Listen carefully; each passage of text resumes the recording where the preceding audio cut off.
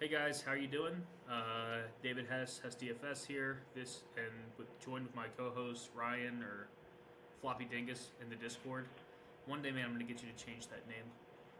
Coming at you with week 14 of the Slate of Mine podcast, where we break down game theory, roster construction, and just general strategy around football DFS lineups. How you doing tonight, Ryan? I'm good, David. I'm good. I enjoyed doing the Thanksgiving roundtable last week. That was fun to be on with the other content providers for Paydirt, and I did it from my office 5 o'clock on Wednesday, so that was an added bonus. That was funny. Yeah, it was cool because I think I threw out like 4 names, and one of them was Devontae and Wicks, who hit for like 27 fantasy points at 6%. So yeah. Yeah, that was cool. I had to hop off early, so I missed some of it, but it was cool to get on with everybody for sure. We're a little isolated out here on Wednesday nights. Yeah, we're out here in Slate of Mind area. And apologies, we didn't have a show last week. I'll speak for myself. Between staying late at work to do the show with Roundtable and then hosting Thanksgiving on Friday I was pretty shot. So I just didn't really have the energy to record another pod and then go deal with my kids. I think that if we actually shot one of these on Friday nights, it'd be like a 2-hour call instead of 40 minutes because there's so much more in-depth and strategy that goes in by that time. I think part of like shooting it early is that we can talk in theories instead of like actually like in-depth roster construction, which kind of saves us about half an hour of talk time of just going through all that. Yeah, maybe that's a benefit. But we can save the folks some talk time and fast forward to what we got this week. And did you want to do a review last week at all? Did you want to talk about? Yeah, I was just going to touch real quick. How did you do last week? Poorly. I only had one. No, I did shitty. I didn't play my. The only things that really went correctly and that I had right on the slate. I mean, I had lots of Achane and Bijan exposure. Actually, from a theory standpoint, and I mean, this was. You did some of the legwork behind it, but we really went underweight on the stud wide receivers. And then I played a Tyrod Taylor lineup with Mitchell that performed really well, but that was in the early only, and I didn't quite get enough to bink there. I was towards the top in the single entry early games. But yeah, besides that though, my other stack selection, I mean, it was great that targeted the high-priced running backs, but wasn't really paid off for it ultimately. Yeah, I'll tell you, it's actually just another one of those weeks where I hit on pretty much everything. I avoided all the bad plays. I got all the right stacks right. I did all of those things, and I still got absolutely obliterated. It just happens sometimes. Why do you think that was? So one of my big misses, and somebody I had a lot of, was Brian Thomas Jr., who scored 4.8 fantasy points. 3 players in the Jacksonville wide receiver team had good scores. Brian Thomas did not. I think like those mid-range wide receivers I did take. I had some Jalen Waddle, I had some Buka. It's so like all of the builds were the right builds, but with the wrong mid-range wide receivers. I had the right running backs, and I dodged the high-priced bad ones, and I got good quarterbacks. But I pretty much missed the mid-range wide receiver mark you needed to hit. I think a lot of it was, if I remember, so Brock Bowers and Trey McBride pay up tight end worked really well. And then like the Devontae Adams, Nico Collins in the mid-range. And I had like pretty much none of those 4 players. Yeah. But I did have a lot of Bijan, Christian McCaffrey, and Devin Achane. And I think from just a, roster construction standpoint, I was using the Paydirt tools primarily in my process. The sims that I was running for medium-sized fields and large-sized fields gave clear signals that JSN and Puka were vastly over-owned compared to how they were going to perform from a fantasy perspective, and that Achane, Bijan, and CMC were much better plays. And you arrived at that same conclusion through your own process, and we followed that construction, it was really the mid-range wide receivers where things really got off the rails. So it was kind of cool. I mean, I had a lot of confidence going into the week. Like, we were lining up on that. But ultimately... Yeah, I had 40% of the right stacks, too. 40% I had Trevor Lawrence and Tyrod Taylor, who were quarterbacks 3 and 4 last week.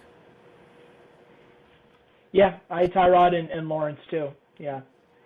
Yep, so it's just one of those weeks, man. And, like, I think that if Tennessee had given anything back, that those Jacksonville stacks did win a lot of weeks, probably. I mean, it's just... Yeah.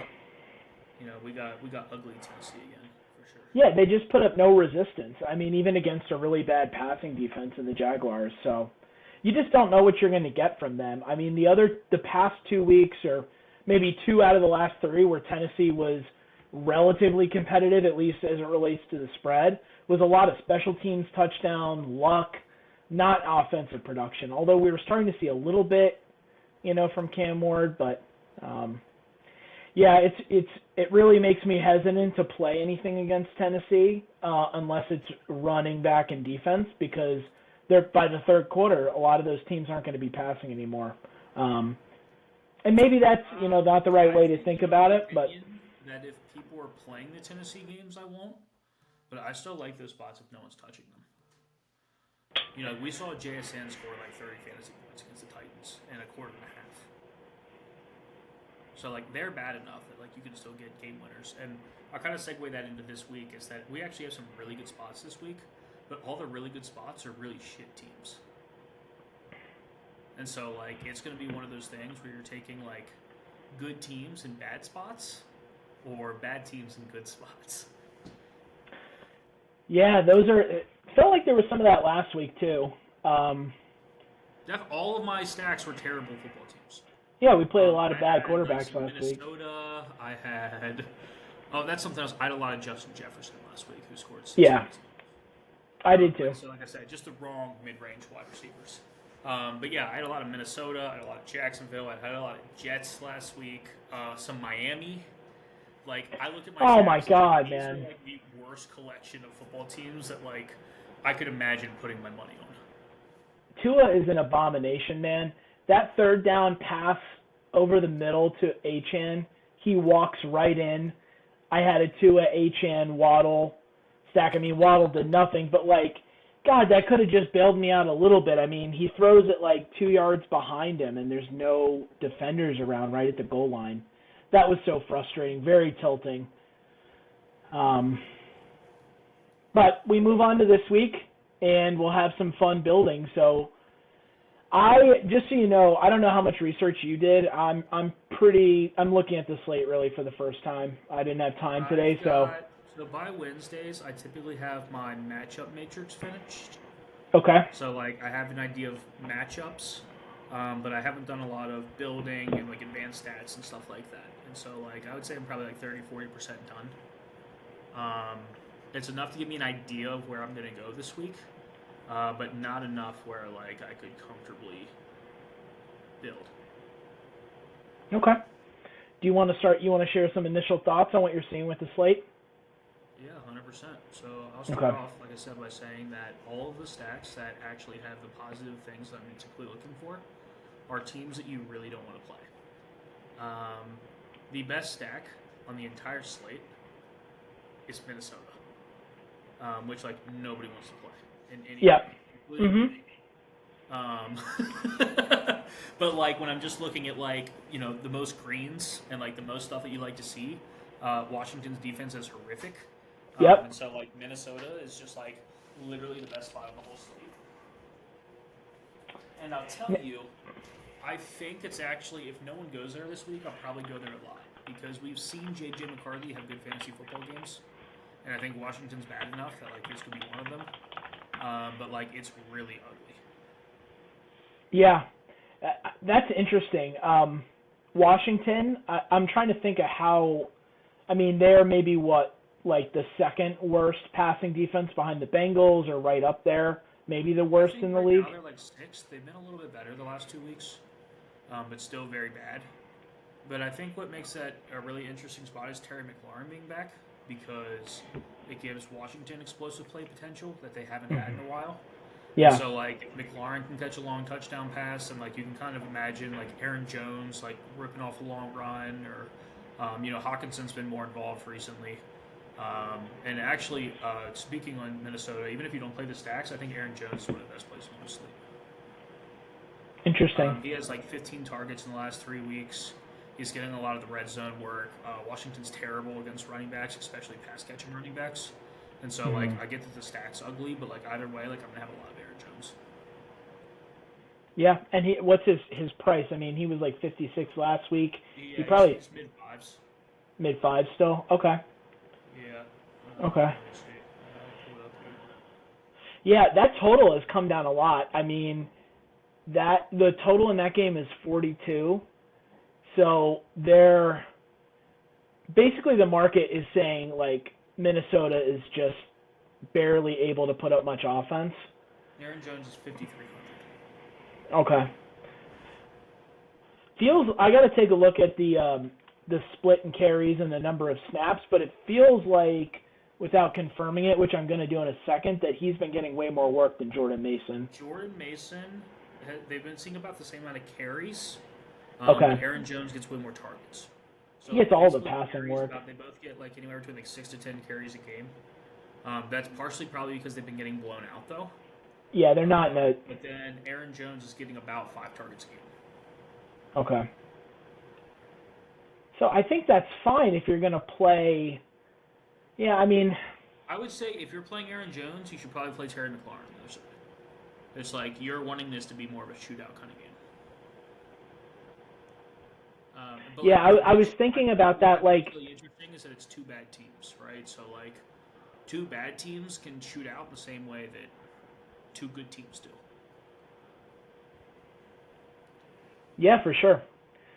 So, I wonder what the look-ahead total here was. I'd be interested just to see how much of a market correction there was. For any Washington game to have a total this low, it could be a little bit of a market overreaction. 5,200 this week, by the way. Ooh, I like that. Yeah. And Daniels is back, right? He had 14 targets last week in his first week back. Where do we stand with the quarterbacks here? Is it likely that Daniels is going to start and McCarthy? Because It's McCarthy should start. Daniels is a 50-50 right now. Okay. But, like, I'm interested in McLaurin either way. Yeah, at that price. Like I said, I mean, he had 14 targets last week against Denver and 23 fantasy points at 5,200. And so, like, this is a matchup. It's a yellow matchup, but like at his price point, like I'm just willing to eat it. I mean, you look at what he did last week. Some of that was against Patrick Surtain in coverage and the number 1 rated pass defense in the league, and that was with Mariota. Terry McLaurin, the 2 guys, the one guy more expensive than him and cheaper is Christian Watson and Alec Pierce. Pretty unreliable, generally. Like, Terry McLaurin Volatile. should be a 7K player. So, like, Right. he's $2,000 underpriced. Like, I'm just going to play him. Is he? Yeah, probably too early. Do you have ownership projections that are anywhere? No. Okay. It's definitely too early. I don't have anything for it. But I'm assuming he doesn't get super steamed. Just because Minnesota's defense is like relatively good and this is going to be a low total game. I mean, I think he'll carry like probably 10-15% ownership if I had to guess. But like I don't think it's going to be like 30 or 40 or anything crazy. Yeah, so even if he does get... People that play him will almost never play him with a Minnesota player. Like, Minnesota players are like cancer right now. That's what I was going to say. More interesting is Jordan Addison's 4,900. Wow. And Jordan Addison is only 3 targets behind Justin Jefferson over the last 3 weeks. He's got 18 targets. And he's had 7, 1, and 10. And the one was the 23-6 blowout 2 weeks ago. So, like, if we think this is a competitive game and we think that Jordan Addison gets 8 targets at 4,900 and we think that Terry McLaurin gets 10 to 12 targets at 5,100, you're getting 20 targets for 10K. That's what I was going to say about Terry, is that even if one of those pieces individually gets steamed, and just thinking about Terry McLaurin's production all year, he has not paid off his price tag. Season-long people are going to be pretty low on Terry. But most of the time projections are going to be the guiding light on ownership. Let me pull up his projection, his median and ceiling. Really well. Then he's going to carry ownership. Yeah, but like I said, I would be a bit surprised if he gets to 10 to 15%. Okay, well that's definitely not prohibitive even on its own. I would be willing to play him up into 30 and 40%, I think, at 5K. That's just like a broken price. Okay, so just looking at Paydirt projections right now, we have a median of 10.93. He doesn't have that good of a 4x. And I'm not saying he's a bad play. I'm just saying that might actually help us. Well, that's going to he comes in sub 10%. I'm at 100%. Yes. Well, let's not play 100%. That wouldn't be good risk tolerance. But that could be a great place to be overweight. Yeah. Like I said, he scored 23 fantasy points against Patrick Surtain last week, and now he gets Minnesota. Yeah, I'm on board, dude. I think. Yeah. So I think that's like a game where, like I said, I don't know that I want to full stack it. It's like I might, like a couple of lineups here and there. Like if you're MMEing, you should definitely have Viking stacks this week. If you have like 4 or 5 lineups, I might get there in one. But I think it's a really interesting spot. So I'll segue that into my next really good spot, which also. Can I just touch on something real quick? Yeah. Which is that Terry McLaurin's projection is likely nerfed by some of the inconsistency on offense, the change at quarterback. I think his median projection, the low game total, and his props are probably decreased. So just a final thought here, I'm really interested in this, and I actually might build a correlated single game parlay with alt total, alt passing for Terry. That could be a good way to also capture this, but also from a DFS perspective, I want a lot. Yeah, I also think Ertz is okay. Like I said, I think that the thing with this game is all the pieces outside of Justin Jefferson are dirt cheap. And even his price, I'm sure, is down. I'm going to pull it up right now. Yeah, but it's not, he's not dirt cheap. It's like if you're you can play. Yeah, he's still 6,900. Yeah. Yeah, that's cheap for him. But it's not really all that cheap for the production he's seen this year. We haven't seen a 20-point game from him since week 5. But Addison's cheap, Hawkinson's cheap, Ertz is cheap, McLaurin's cheap, McCarthy's cheap, Marcus Mariota's cheap. It's you could almost go any angle of that game and get the top pieces at a really good price, as long as you don't play Justin Jefferson. I like it. All right. Cool. You were gonna share another spot that you're interested in? Yeah, another bad team in a good spot. Okay. New Orleans. Oh, I was wondering what your thoughts were gonna be here. They're playing Tampa, right? Yep. And again, they've got 3 greens and a yellow, so that's typically good. Those are the top spots that I typically look for. I think something that's really interesting about New Orleans, again, is that I have actually not a lot of interest in Olave. You can play Olave, but Bailey, since Shaheed's got traded, has been a pretty good player, and he's hovering around 4K. Juwan Johnson never got expensive, and he's had a really nice role. On the other side, you've got Godwin, who's priced down, who's, he had one of the best games of his season last week. And so, it's just kind of another spot where it's a really good matchups with a bad team, but because of all of that, we have all of them priced pretty well. And I think that's really important this week because this is just talking roster construction, is that the best plays on the slate, the best expensive plays are standalone plays. They're not really good stacks. And so having cheaper stacks to be able to get to those higher priced, really good plays is probably going to be really important. Yeah, this is going to be a tough click. Shug had 19 fantasy points last week, and Vele had 20 couple also. So it's one of those teams where they pop off every 3-week pop off for being a cheap stack. Yeah. Every 3 weeks, and they just suck in the weeks in between. No. Yeah. No. Oh my goodness. Oh my God. That just broke my really expensive anime teacups that my girlfriend got me for Christmas last year. Oh no. And it's recorded. Yeah. It didn't break, Sorry, dude. but I'm gonna throw them out. Hold on, give me 1 second. The cat or the cups?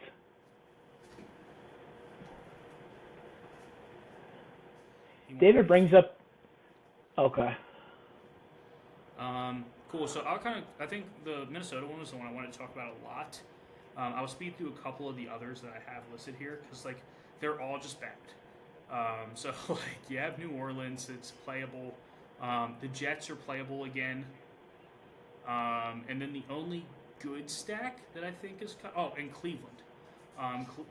Cleveland is a playable team. It's really not.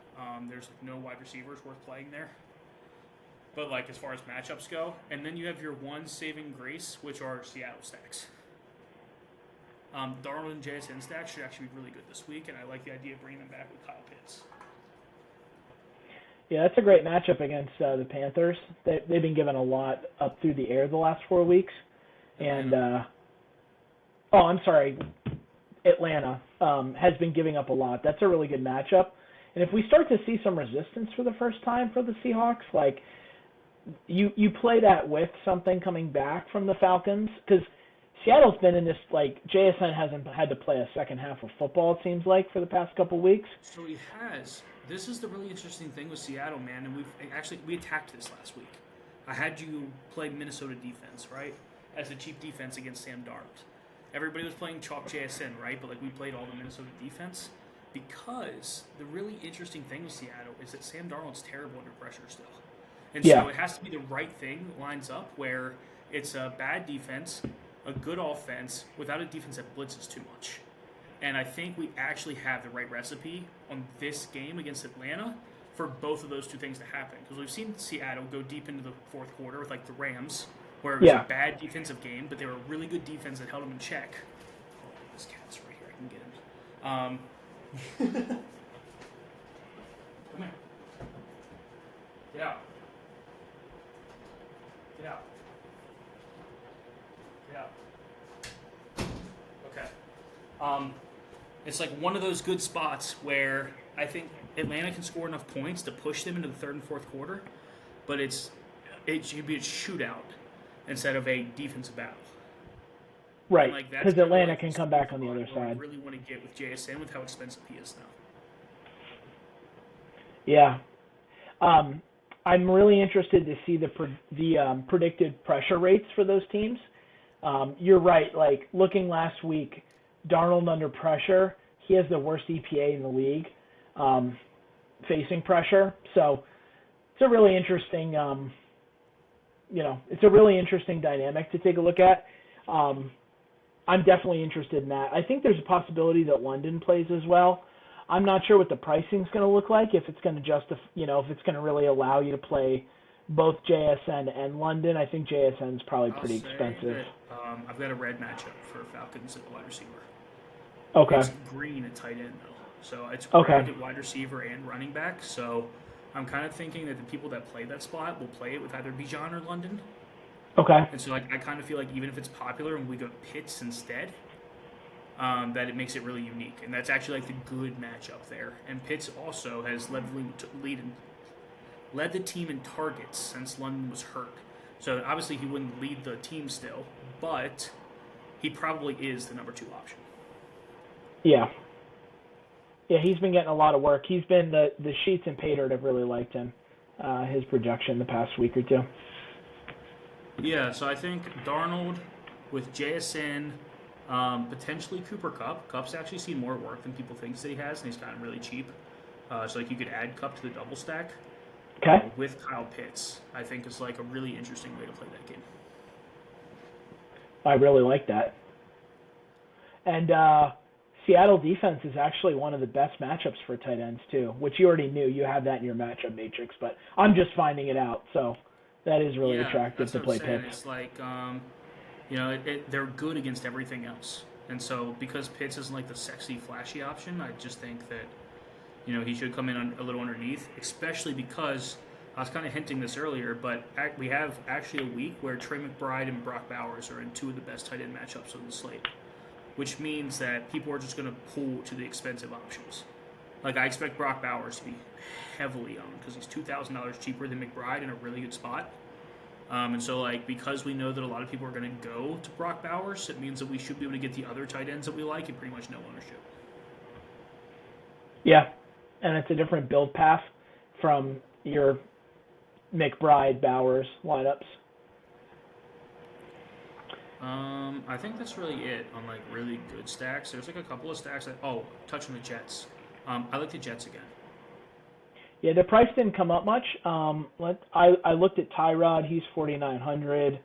I'm definitely interested there. Let's take Mitchell. Looks like a freaking wagon. I mean, I know it was one good game, but the targets have been there for a few weeks already. I'll tell you, too, last week everybody played Mitchell and Mechie, but I actually have a lot of interest in Mason Taylor with your receiver of choice this week. It's, again, one of the green matchups. He's seeing like 5 to 6 targets a week. So like I like the idea of Tyrod Taylor, your Jets wide receiver of choice, and Mason Taylor with a chain back on the other side. Oh, that's awesome. I really like that. And then I think another interesting... Dude, that's a really dope lineup. Yeah, and I don't know, because Mason Taylor hasn't really popped off. I don't know how many people get to Mason Taylor.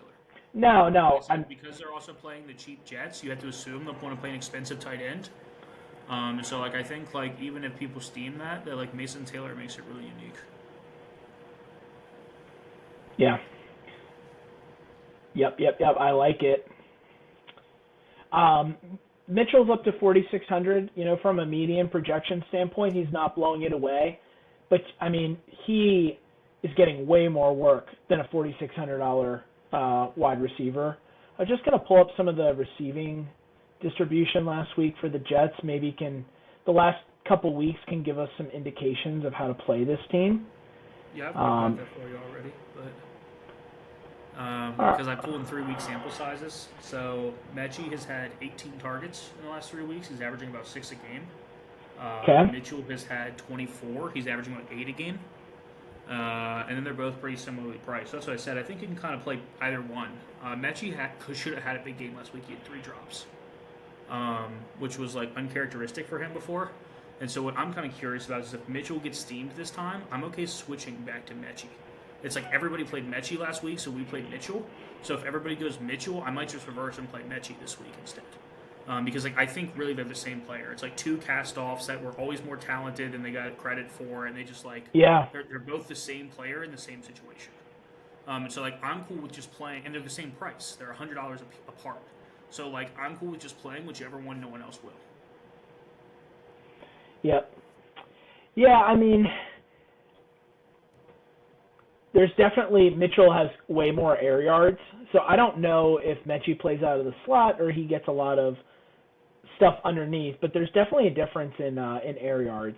So if you're looking at ceiling, I think Mitchell appears to be. I always like to look at those two things is if you're playing stacks, I'm okay playing Mechie because for Mechie to get there, he probably needs a lot of targets. But if you're playing it as a one-off, you'd want to go Mitchell because he can get there without Tyrod. So like that's kind of like how I always look at those situations. It's like another one where I have that example is Bears stacks, where like I'm not saying I'm playing Bears, but I always list out the players of like how I want to play them. And so on a Bears stack, if I'm playing Caleb Williams, I'm okay with playing Luther Burden. But if I'm not, I want to play Rome Odunze every time because Odunze can get there in chunks. DJ Moore could get there in chunks. Right? Does that make sense? And so like it's really good situations the Cowboys. If I'm playing run backs, I almost always play George Pickens because he can change the architecture of a game with a long touchdown, while CeeDee Lamb is typically a volume guy that he gets there with 10, 12, 14 targets and multiple touchdowns. And so like that's kind of the best way to look at it in my opinion, where like Mechie pairs really well with Tyrod Taylor just because of what you need for him to get there, while like Mitchell can get there without it. Right. He can have one big explosive play. I think another comparison you could make is Amon-Ra and J-Mo on the Lions. Like Amon-Ra's average depth of target's pretty low. He's going to need really high volume in that passing game. It's a good way to look at it. Nothing's in absolutes there, but if you're looking for a guiding light as to who might be a stacking partner versus a one-off, I think that's a good way to look at it. And also ownership really helps too. If Adonai Mitchell gets steamed with Taylor this week, pivoting to Mechie with Taylor, Mason Taylor would be really unique way to do it. Yeah. I think that's pretty much all I have on stacks. I mean, there's other stacks that you can play. Like, you can play Josh Allen. I wouldn't, have anything bad to say. You could play Baltimore. I think Baltimore's a kind of decent spot where Pittsburgh gives up a ton of fantasy points to quarterbacks, but, everything else is kind of mediocre. It's just, one of those teams where, Flowers gets, 4 or 5 targets a game. Everybody gets, 5 targets a game. So, it's really hard to stack Lamar Jackson, just like Josh Allen. It's kind of, the same problem. And I used to do Lamar and Derrick Henry, but Derrick Henry is also terrible now, so I don't even want to do that anymore. Yeah. So that's they're kind of both in the same boat.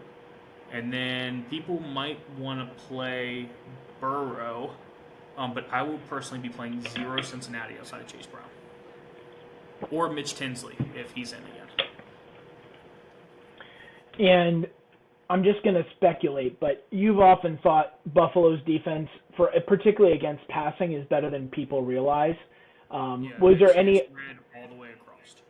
Okay, for wide receivers, not for running backs. For quarterback, wide receivers, and tight ends. Right, and they're a good running green against running backs, and so I'm curious if people want to play Cincinnati because they're all together for the first time. And so I think Chase Brown's one of the best plays on Slate again, but I don't want any things. I was just going to look at Chase Brown's price. If he's in the 6,000, that might be doable. He's not a 7,000 player typically, but every matchup is different. Let's see here. He's at 67. Okay. He's getting up there in price, I think. But the cool thing with Chase Brown, especially in a game like this, is that he's essentially functioning like a wide receiver. Where in the last 4 weeks, he's got 32 targets. Yep. So he then has a higher floor. He's not game script dependent, and he's going up against the best matchup you can have for a running back.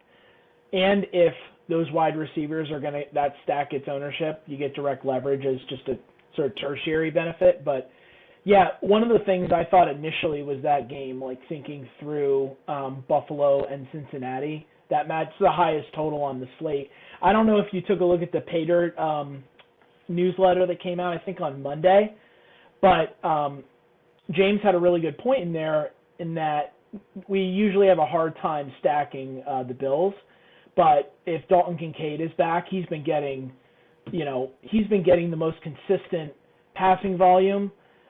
He has the nut matchup against Cincinnati we know is really good. When he's in, you don't really have to worry about Dawson Knox and the other guy, Hawes.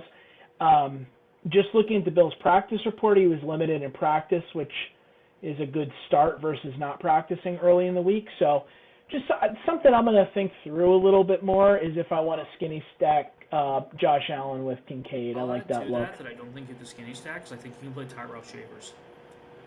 This is only in Buffalo lineups. This isn't a one-off in any way, but he had 5 targets last week with Keon Coleman and everybody being out. And he's used kind of as the Mac Hollins deep threat.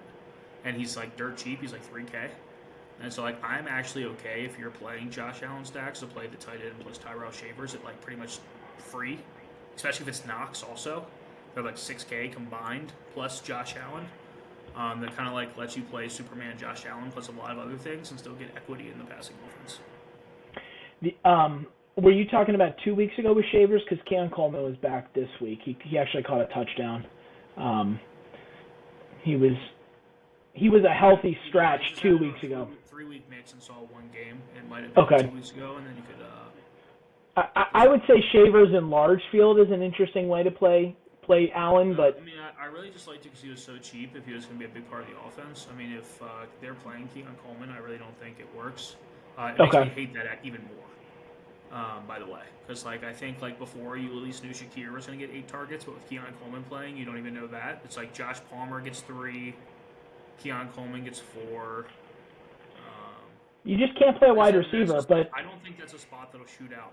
If you remember, I had the same thought when the Buffalo Kansas City game played, and everybody like flocked to it. I think this game looks just like that. I like the running backs on both sides. If Kincaid plays, I like Kincaid. Otherwise, I probably won't touch anything here. Because also, if you play the expensive quarterbacks like Josh Allen and Joe Burrow, you're not going to be able to get up to like JSN, Brock Bowers, and the other really expensive nut matchup players that we have. yeah, there's definitely an opportunity cost when you roster Josh Allen, and that's at the expense of maybe having a great ceiling with a good stack that has stacking partners, or, you know, looking here, the highest projected running back on the slate from a median standpoint is James Cook against the Bengals. So he's going to be popular, and that, you know, so I'll have to give that some consideration. But yeah, that might be another way to look at it too, is like if everyone's building for a shootout, attack the running game here. Now Cook will have some ownership. It doesn't look like, at least early on, Chase Brown is going to have a lot. So I like that look of the game. The best running backs in the slate are all 6,700 and above. And that's a Chain, James Cook, and Chase Brown. And so, like, it's like if you're starting to take expensive quarterbacks, I would rather play Baltimore than Buffalo. Because at least we know that Pittsburgh does bleed points to quarterback. And so, like, Lamar could score 40, legit. And, like, if he scores 40 points and you pair him with, like, Isaiah Likely, who's, like, 3K, like, that's, like, totally doable and, like, does almost nothing. So, like I said, it's like at these high-priced quarterbacks, if you're going to play one, like, I'd rather personally play Lamar Jackson. Gotcha. Okay, and who are they facing this week? Sorry, I'm just still kind of getting Pittsburgh. Okay. Yeah, so, I mean, it's pretty gnarly. I don't really want to play anybody back. It's like Metcalf gets like 6 targets a game, but like that's not really good. But I think Lamar plus a tight end, whether you pick Andrews or Likely, is like kind of decent. It's paid off like a bunch of times this year. It has. I mean, the Pittsburgh. Yeah, Pittsburgh's not a good is a good matchup for a passing attack. Yeah, it's a spot where, like, because Baltimore hasn't had a blow-up spot, that, like, no one might go there, and it kind of, like, could be the time that Baltimore really puts it on a division opponent. So, yeah, as far as, like, pay-up teams, Baltimore's probably where I'm looking at the most. Now, something I want to touch on real quick just before we wrap up. We kind of talked a lot less about construction and kind of, like, plays this week, but I'm going to kind of pull back around to it. We have a lot of mid-price players that I think is really good this week. I kind of touched on that kind of throughout this. We've got Terry McLaurin. We have Aaron Jones. We have Chris Godwin, Josh Downs. Jacoby Myers, I think, is one of the best players in the whole slate. He's had a really, really big piece of that Jacksonville team. And the Colts have been terrible to wide receivers in the last couple of weeks. And then Sauce Gardner also got hurt last week, so they're missing him now as well. And so, like, Jacoby Myers is, like, kind of around, like, the mid-5Ks in a game that, like, could be competitive the whole time. And Parker Washington just got hurt. Oh, interesting. So, okay. Jacoby Myers really stuck out when I was looking at everything. And then we also have Christian Watson, who has been the wide receiver 1 since he came back for Green Bay. And, again, Chicago has been terrible to wide receivers. They're, like, pretty okay everywhere else. He's got a really big A-dot. So, like, I think we kind of have a lot of these, like, really, really good mid-priced wide receivers where if you play, like, a cheaper stack with 1 or 2 of these mid-priced wide receivers, you're going to be able to get up to all the expensive running backs like we did last week, and then potentially still play JSN if you play a cheap tight end. And so, like, I think because everyone's going to play an expensive tight end, that we're probably going to see, like, some Burrow. I think Burrow, because he's just priced down from where he usually is, I think we kind of see, like, mid-range quarterbacks with 1 expensive running back, 1, like, mid-priced running back, an expensive tight end, and, like, I think we're going to see essentially balanced builds is what I'm saying, I guess. When, like, we actually have some pretty good cheap players, and I think that we could use that to build, like, a little bit more stars and scrubs than people think they can. Yeah. Well, I think what I'm thinking about is there's a lot of value that, from a wide receiver standpoint in particular, that seems very predictable. Adonai Mitchell, Jacoby Myers, Terry McLaurin, are all people that we mentioned here. You know, I would have a high, and Michael Wilson if Marvin Harrison Jr. is out. I like him if he plays. He had 8 targets alongside Marvin Harrison last week. One thing I do want to caution people on, and this will shape up more as the week goes on, but it's possible Jaden Reed is going to be back this week. Matthew Golden is likely to play for the Packers. So if that's the case, personally, I'm probably not going to, at least with my entries, which will be like 6 to 8 lineups, I'm not going to have any Packers wide receivers. It's just too hard to parse out that with the. It's just a rotation. Yeah, it's a tough one to pin down. Well, taking Wicks out helps a little bit. But these guys, it's just been a rotating cast. They gave him like a 1-year, $15 million contract this year. So he is the most expensive wide receiver on the roster. And he's had, since he came back, he's had games of 4, 4, 4, 5, 7, and 10 targets. So, just going back to the Cardinals, I just wanted, before I forget, Marvin Harrison did not practice today with a heel injury. Greg Dortch did not practice. So just things to monitor as the week goes on, because as it stands currently with him projected out, Wilson looks like chalk. I'm interested to see what kind of ownership comes in to Jacoby Myers. And the prices come up. The matchup isn't great. I am going to look at pressure rate, when making a decision here. But he's 5,700, and that team is just chucking the ball all over the place. So I'm going to look at that a little bit more too and see. Looks like early indication he might get some ownership too. So I'll have to decide how to handle that. Yeah. But Wilson looks like good chalk right now. So, in this mid-range, these are all the players I think are very good plays. There's just so many. And so, I will have just whoever no one else is playing. We've got Jacoby Myers. I think Cortland Sutton and Troy Franklin are both good. I think Chris Godwin is good. I think Christian Watson is good. Terry McLaurin is good. Jordan Addison is good. DJ Moore is okay. Mitchell and Mechie are both good plays. Josh Downs is good if he plays. Greg Dortch is good if Harrison misses. Vele is good at 3,700. And then we also have Pat Bryant somewhere down here who has 13 targets in the last 2 weeks. Did you mention Luther Burden as well? I didn't, because the matchup's not good. So all of the players I just listed are people that I have in A+ matchups. That are between 3.5 and 6K. Got it. Yeah, the matchup, for the Colts against the Jaguars' passing defenses is interesting. Got to take a look at that. So they're actually not in A+. It's they're ninth, which would put them in the B category technically. But the reason I like Josh Downs is because he's actually leading the team in targets in the last 3 weeks, and nobody knows that. Well, now people do. Don't tell anyone. It's my job to tell people. To the couple hundred people or 100 people that watch this, that's why. Just like Vele. So there's a lot of spots where. Vele looks great. Last week with you guys off the podcast, where because I operate in such small sample sizes, I would take gambles on players a lot faster than other people will. Just like Pat Bryant. I think Pat Bryant is legitimately a great play this week. Nobody will probably play him because they want to see it first. Mm-hmm.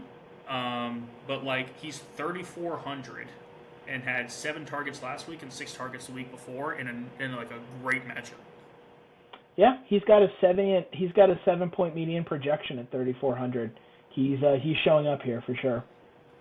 Yeah, so if everyone else is really hovering in the 5K players, I'm okay taking the 3 and 4Ks. Bryant, Mitchell, Mechie, and just really going true stars and scrubs, and I think that's totally okay. And so because we have so many of those players that are kind of in between, it's I would just simply play the ones that no one else is playing, because I think we have the obvious top tier of Devin Achane, JSN, Chase Brown, James Cook, Brock Bowers, Trey McBride. Those guys are all great players and great matchups. you're going to want as many of those as you can, and then to add in whichever players that you can fit in around them. Yeah, I like it. I mean, I think taking, although we have small samples, things change quick in the NFL, and taking a look at those signals where the targets are going and the matchups that they have, I mean, a lot of the things you just said are also reflected in the Paydirt projections as well. Like a lot of these players are showing up, but with strong Forex projections. So I like it, dude. Yeah, We'll so play some I lower think owned the plays. cool thing with this week is we just have options, right? Sometimes we get to these and I tell you, like, man, I really hope the field doesn't see this build because this is the build we need to play. I don't feel like that this week. It's like whatever ends up chalk, like I feel like we have 2 or 3 different really good build paths. And that's really, I really didn't even touch on, some other stuff. Like, we've got the Puka and Adams chalk that we're probably going to have again. It's a terrible matchup again. I would not personally touch it. I'm not playing Puka or Adams unless I'm stacking Stafford. But like I think like McBride and Puka and McBride and Adams could be like a really popular secondary stack, even if people don't like play a lot of it, especially in like the 4 p.m. window. And so this is kind of like one of those things where we have some of the really great players that people love to play in bad matchups, but it ends up as chalk because everybody thinks it's good. Yeah, you're right. And the Cardinals has been one team for a while now that people are just stacking against and think that it's a good matchup, but it's better for running backs, much better than it is for quarterbacks and wide receivers. And Kyron Williams doesn't have a bad projection this week. He's tough, though. I've got Kyron Williams in the player pool. Okay, yeah. I mean, I think that it's a decent play for sure. I was just going to add that Blake Corum taking some touches, dampens his projection a little bit, but that matchup is one of the best. He's still seeing 68% of the touches over the last 4 weeks. Yeah. Well, his projection's still pretty strong, so I'm interested in him, particularly if people are gonna play Rams wide receivers. I think it's kind of the same thing as we talk about like ETN, where like ETN, he's not like if he was a 3-down back and he got everything, he'd be a 7K player. Right. And so like. Well, that's what Williams was last year. But he's talented enough and gets enough that he can have big games.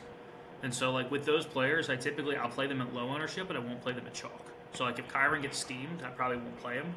But like if he's like 10% or lower at like that kind of outcome. And then I'll end off on like with just one more really interesting stack that like as I've sat here and looked at this, I've really came around on. I really think I like stacking Denver. We talked about how good their wide receivers are.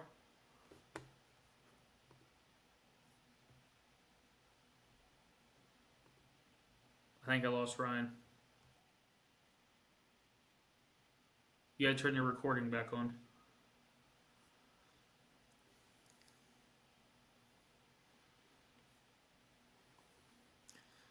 Cool. Well, I guess I will continue talking to you guys as... Oh, there he is. My bad. Okay. I was going to say, I guess that's a solo pod to finish up.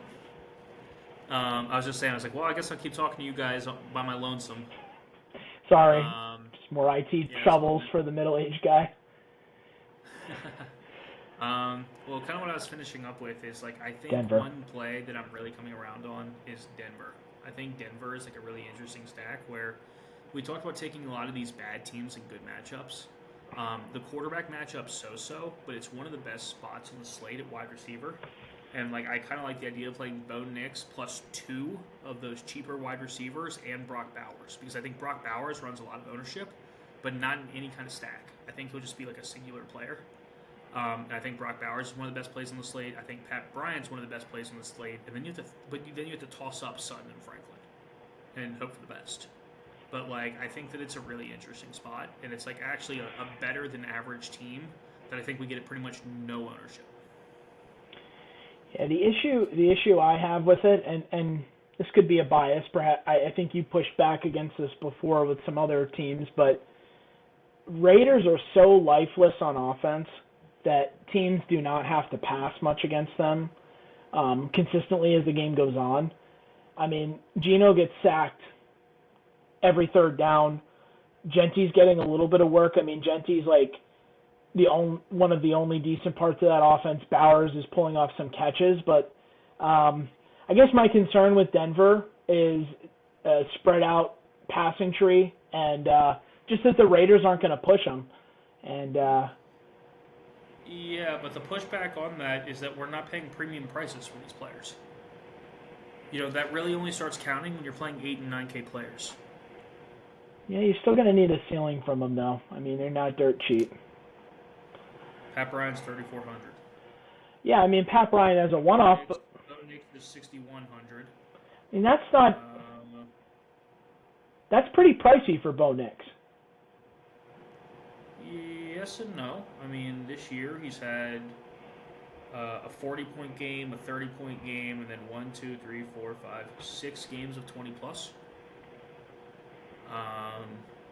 And just like we saw last week, sometimes it's not about ceiling.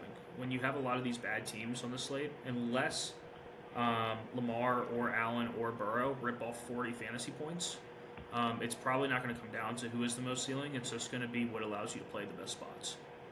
And so with the idea of this is if you think Brock Bowers can score 30 fantasy points again, which he can and he has, and if he does, what's the best way to play him? You just play him on his own and eat the chalk with everybody else. But if he scores 30 fantasy points again, like he did in that game where he scored the 3 touchdowns and they were all still passing in the fourth quarter of the Jacksonville game that went 29-30, then it's a good chance that Denver would still be passing. And so, when you're looking in these spots, I'm not saying Denver is the better spot on the slate. I'm saying if Brock Bowers scores 30 fantasy points and is the top scoring tight end on the slate, what would have to be true to happen? And they'd probably both still be passing in the fourth quarter. Yeah, and I think for that reason, there's correlation there. I just think that that's an unlikely game script. I've had the unfortunate displeasure of watching a fair amount of Raiders snaps in the past 3 weeks, and that offensive line is Swiss cheese. They're going to have a terrible matchup here against the Broncos. My early indications, that's not a spot that I want a lot of exposure to on either side. Just so you know, they're all yellows, by the way. So, people have this thing that Denver's a terrible matchup, but, Mariota scored 29 points on them last week. They're not the defense that they've been in the past. So, from a matchup standpoint, we actually have 2 middling matchups on both sides. And like I said, it's a green matchup for Denver wide receivers and a green matchup for tight ends for the Raiders. Okay. We'll see how the week goes. Perhaps you'll convince me. Right now, I remain a skeptic. Like I said, I'm just of the opinion that if I can play better than terrible teams in decent matchups and no ownership, that's a good spot. Because right now, we're choosing between, do you want to play Minnesota or Denver? I want to play Minnesota. I want to play Minnesota. I don't. I probably will play Minnesota, but I'd rather play Denver. I will probably personally play both. But I would rather play Denver. Team sicko. But what if we could play neither and we play Ty God Taylor? Literal God. Yeah. It'll be one of those things where I just have all the terrible teams again, probably. But like I said, I think Denver is just kind of the spot that mixes a good matchup, or above average matchup, with an above average team. It's the only spot where that happens. There's good teams and bad matchups that you can go for. I think if you wanted to play Tampa Bay this week, I wouldn't talk you out of it. But it's not a good matchup. It's not even above average matchup. It's it might even be downright bad.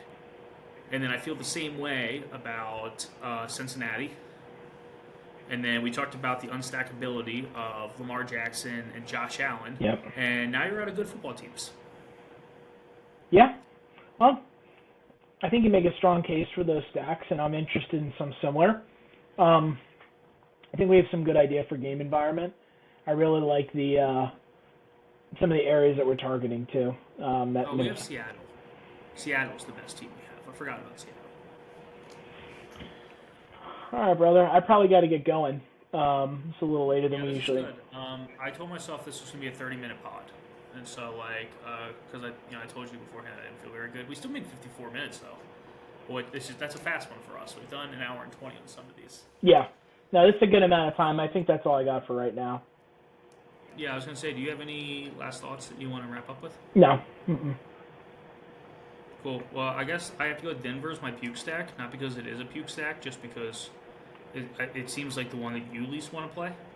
So it might be the puke stack of the week is Denver, or maybe I'll just do a puke play, which is Pat Bryant, which like I feel like I'm gonna get to a lot, unfortunately. And then he's inevitably gonna get 3 targets and give me 3 points, and I'm gonna feel terrible about it for talking myself into like this 3.7K player.